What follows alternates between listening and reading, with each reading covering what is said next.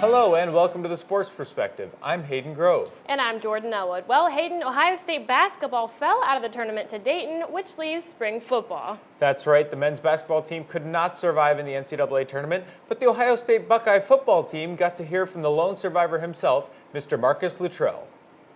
Yeah, it's good to get out there and see these kids. I mean, to make it through the ranks. Obviously, all as young men or kids or boys, and playing football, your dream is to always make it to the next level in the high school, and the college. And I'm sure some of these guys want to go pro, and some of them don't. But to look down into their eyes and see, you could actually, I could see the guys who understood what I was saying just from the very first word. It's like I got to give it everything I have, and it's an everyday thing. You just don't, come in giving 60-70% one day and then 100% the next day. You come in and the whole practice like you or play like you practice like you play. I mean, these guys come up there, they put everything they got into this part of it, and then obviously when they get out into the game, it'll come out when the rubber meets the road. As Jordan mentioned earlier, Ohio State fell in their first matchup of the 2014 NCAA tournament against the Dayton Flyers, ending their season in upset fashion. Here's my post-game report from Buffalo on Ohio State's short stint in this year's March Madness. Up by 1 point with 10.8 seconds left in the game, it seemed as if Ohio State was going to pull off another close postseason victory. Unfortunately for them, Dayton went down the floor and scored 2 points of their own before Aaron Craft missed the final shot of his Ohio State career, and Ohio State lost by a final score of 60-59. We didn't come out the game and start the game with all the intensity we should have, all the energy. Doing media yesterday, I remember saying if we don't come to play or we don't come ready fresh out the gate, it would be our last game, and we didn't come ready to play out the gate, and it was our last game. It's just a common thing with us all year, not coming out ready to play, guys not having their head into the game, and it cost us tonight. As the Buckeyes lamented, their slow start forced them to play from behind for most of the game, but eventually they were able to claw their way back and take a 3-point lead with just 5 minutes left to play. The Buckeyes and Flyers went back and forth in the final minutes, but Dayton hit 3 free throws to take a 1-point lead with just under 30 seconds left. With the desire to don the scarlet and gray once again, Aaron Craft swooped in for a reverse layup to give Ohio State a 59-58 lead and forced Dayton into one final opportunity to win it all. They're playing me to my right hand all game, so went back to my left, saw an opening, just trying to get it up on the glass, and it went in for me. Dayton guard V. Sanford calmly dribbled the ball and put up a shot that would give the Flyers the lead. As the ball fell through the hoop, Ohio State had just 3 seconds to scramble for one final shot to win the game. In what seemed a blur, Craft flew down the court, drew contact, and lifted for a shot, but it wasn't meant to be, as Aaron Craft's final shot in an Ohio State uniform did not go down. Didn't shoot it hard enough. And, that's how our season's gone. We've been right there 10 times. And this is just another one of those. We were right there, and I couldn't do it. With his career as a Buckeye coming to an abrupt end, Aaron Craft once again diverted the attention from himself following the game and focused on the emotion he was feeling for his team. To be honest, I'm more upset we lost the game. I'm not upset that I'm done. I'm not upset that I don't get to play for Ohio State again. I'm upset with the way we lost the game. Craft was only one of the Buckeyes upset and angered in the locker room, but there was only a positive feeling regarding the two seniors and their impact on the Ohio State program over their 4 years. Those are my brothers. I love them to death. They really took me under their wing since day one, and whether it be freshman year, picked me up for the 6 o'clock workouts and all that stuff. They did what great teammates are supposed to do, and they do what you would expect. They did what you would expect of great teammates. I love them both to death and wish them the best of luck. I honestly don't know. I could never put into words what he's meant to my life, to my program, to Ohio State. I think without a doubt he's going to go down as one of the greatest players to ever wear the scarlet and gray. It's unfortunate it ends this way. It's unfortunate for him that he's not going to his 4th straight Sweet 16. But as time marches on, I think that without a doubt, I know this from my perspective. He's as special as they come. In addition to Aaron Kraft and Lenzel Smith Jr., Amadeo Della Valle has also played in his final game as an Ohio State Buckeye, as the sophomore guard plans to play professional basketball in Europe next season. For Buckeye TV, I'm Hayden Grove. As Hayden just mentioned, the Ohio State men's basketball team will look a bit different next season, as 2 more Buckeyes are reported to be leaving prior to next season. First, in a tweeted note, sophomore guard Amadeo Della Valle announced his intentions following this season, saying that he will head back to Europe looking to play professional basketball overseas in 2015. After Amadeo's announcement, ESPN reported that Buckeye junior forward LaQuinton Ross had made his decision to declare for the 2014 NBA Draft, waiving his collegiate basketball eligibility for next season. Ross has made no official announcement as of Tuesday afternoon. When we get back, we'll give you a look into Ohio State's upcoming Student Appreciation Day with football head coach Urban Meyer. Don't go away.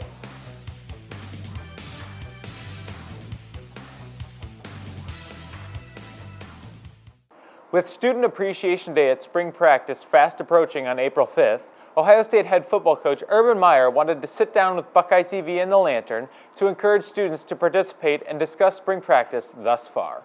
We've always tried to get the students involved and have ownership. So when we first got here, we added just talked to a lot of people, and Dr. J and our athletic director, and how do we give ownership to the students. And one of the neat things at other schools is I got to add a bunch of traditions. This one's got so many. Ohio State's got so many traditions. So we added we did 3 things. First thing is have a open forum or a city hall meeting, a town hall meeting where we invited the students and introduced our staff. We got to meet everybody. And then the second thing, we had a Student Appreciation Day, which went over the top the first time. I still have pictures all around my office about that. And they loved that. And that's the only one that had access, only people that had access to our team that day were their students. And then we did a community service project with them.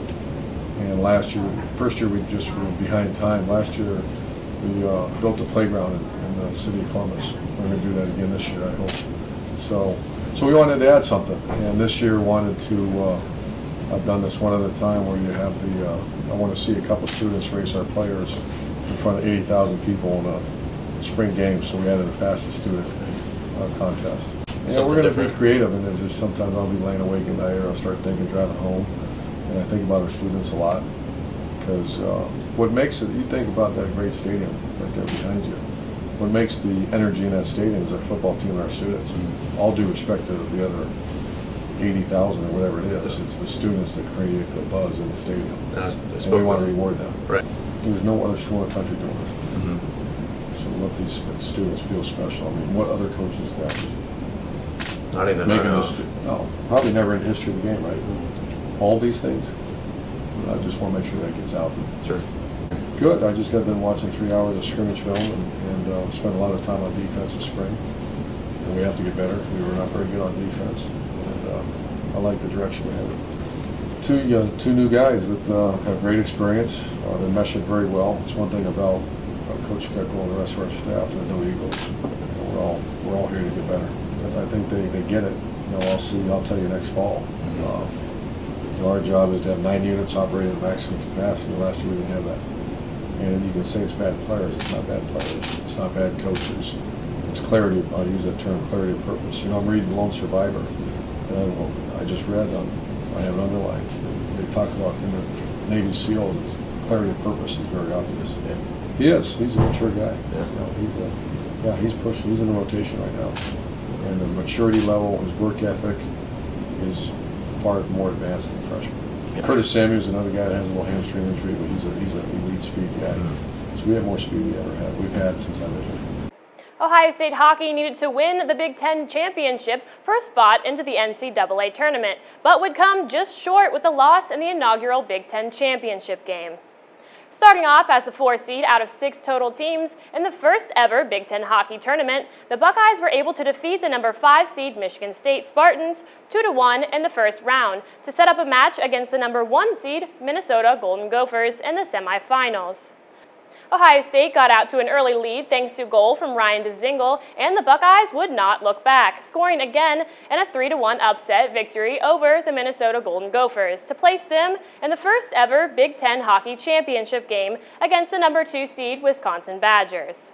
In the championship game, Ohio State took the lead 4-2 into the third period, but Wisconsin showed their might and tied the game at 4-4 with just minutes left to play, sending the game into overtime. The Buckeyes looked to be gassed in the extra period and could not hold off the Badgers, who put in a game-winning goal to give them the Big Ten tournament victory by a score of 5-4.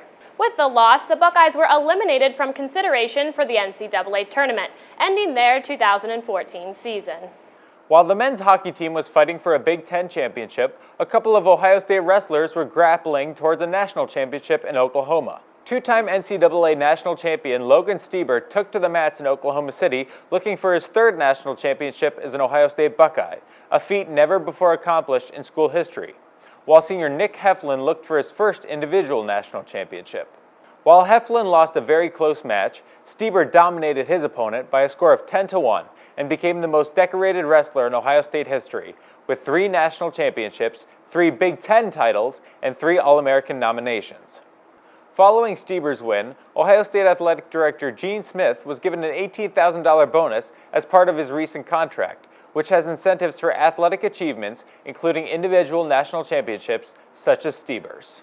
A lot has changed in Ohio State athletics since 2003, but at least one thing has remained constant: the men's tennis team's home win streak.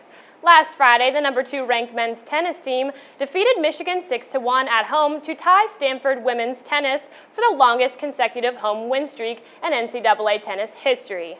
The Buckeyes will have a chance to break Stanford's record on Friday when they host the number 25 Northwestern Wildcats at 6 p.m.